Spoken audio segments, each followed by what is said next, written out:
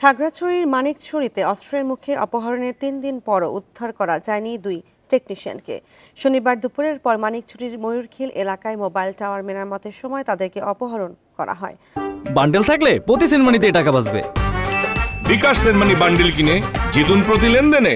অপহৃত দুজনের নাম ইসমাইল হোসেন ও আব্রে মার্মা। শনিবার খাগড়াছড়ি চট্টগ্রাম আঞ্চলিক সড়কের পাশে ময়ূরখিল বিলে থাকা মোবাইল টাওয়ার মেরামত করতে যান তারা। এ সময় অস্ত্রধারীরা দুই টেকনিশিয়ানকে টাওয়ার থেকে নামিয়ে মোটরসাইকেলে তুলে অজ্ঞাত জায়গায় নিয়ে যায়।